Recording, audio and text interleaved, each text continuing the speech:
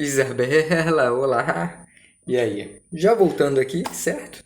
Para ler e ilustrar, né, um dos textos do qual eu falei no vídeo passado, que é a triste geração que virou escrava de si mesma e repete os erros do passado.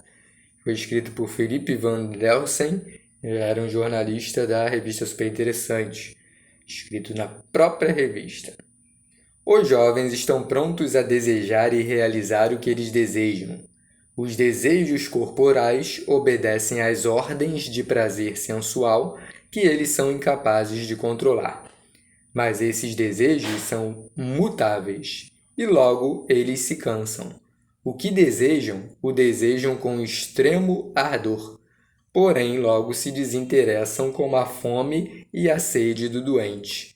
Eles são apaixonados, de temperamento quente, levados por impulso, incapazes de controlar sua paixão. Mas, devido à sua ambição, não podem suportar ser menosprezados. Ficam indignados quando pensam que estão sendo injustiçados. Eles são ambiciosos por honra, mas mais ainda por vitória. Essa juventude deseja superioridade. A vitória é uma espécie de superioridade. Seu desejo por ambos é maior do que seu desejo por dinheiro. Está falando dos jovens, ou de vários jovens, né? De estereótipos e características relacionadas aos jovens. Repare principalmente nos substantivos utilizados até aqui e no restante do texto. Impulso, ambição, e aí adjetivos também, menosprezado, o menosprezo, injustiçados, injustiça, superioridade, vitória, dinheiro, tudo isso se relaciona diretamente à escrita de redação para variados temas. Então, continuando a falar dos jovens. Eles não são mal-humorados, mas têm índole simples, porque ainda não testemunharam muita depravação. Confiam, pois ainda não foram muitas vezes enganados. São cheios de esperança, pois a esperança está ligada ao futuro, assim como a memória está ao passado.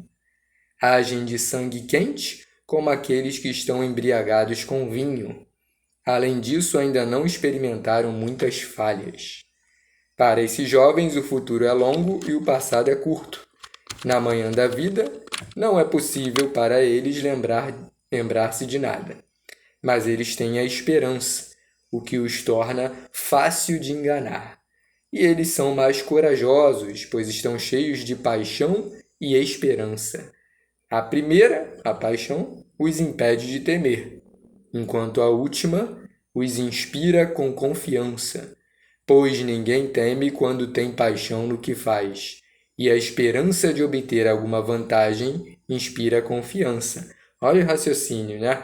Os raciocínios, inclusive, de causa e consequência. Né? Eles são mais corajosos, pois estão cheios de paixão e esperança. A primeira os impede de temer, enquanto a última os inspira com confiança, pois ninguém teme quando não tem paixão no que faz. E a esperança de obter alguma vantagem inspira confiança. Então, a relação entre presente, passado e futuro, né? Os substantivos e os adjetivos que permeiam o texto e se encaixam ao mesmo tempo em diversos temas de redação, né? Memória, falhas, índole, depravação, esperança, paixão, confiança, vantagem, inspiração. Eles são ricos de espírito, pois ainda não foram humilhados pela vida, nem experimentaram a força da necessidade. Além disso, têm altivez, pois se julgam dignos de grandes coisas, um sentimento que pertence a alguém que está cheio de esperança. Ambiciosos, mas sem ligar muito para dinheiro. Querem muito algo, mas logo depois não querem mais tanto assim. Valorizam o passado, mas preferem o futuro. Soa familiar? Só que esses millennials, pobres coitados, não tiveram nem um séculozinho para atravessar e quebrar as metafóricas e numéricas barreiras do tempo. E com isso, virar alvo de tão acalorados debates e análises. Imagine só então um luxo como pular de um milênio para outro. Pelo visto, isso não é necessário, e nunca foi. Que o diga o autor das linhas acima, que viveu entre 384 e 322 a.C. e atendia pelo nome de Aristóteles. Quer dizer, esse texto quase todo, até antes da parte ambiciosos, mas sem ligar muito para dinheiro, querem muito algo, mas logo depois não querem mais tanto assim. Até essa parte é um texto escrito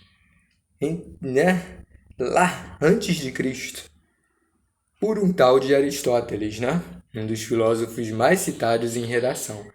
E o texto também mexe com a questão do anacronismo, que é uma falha temporal, uma falha de raciocínio que muitos fazem em redação, porque tentam, muitas pessoas tentam encaixar a mentalidade, avaliar situações do passado a partir da mentalidade do tempo presente. E essa é uma das falhas de raciocínio que costumam descontar ponto em redação, inclusive. Então, só que o texto mexe com essa questão anacrônica, trazendo vários argumentos que, no final, é revelado que são de Aristóteles e, para haver, inclusive a percepção de que o que ele trata no texto, tudo ou quase tudo, se encaixa e funciona muito ainda hoje. Então esse texto é um dos que é usado em 2 cursos, colégios de cursos onde eu trabalho. E aí eu cheguei a fazer, foi um dos professores, fiz questões sobre esse texto que eu vou colocar no grupo do WhatsApp agora à tarde. Então, assim, várias análises, com aspectos, ideias que são muito usadas em redação e cabem muito em redação. E bastante quanto a causas e consequências. Então, até o próximo vídeo. Abrações, Isabela, e excelentes estudos e magníficas leituras.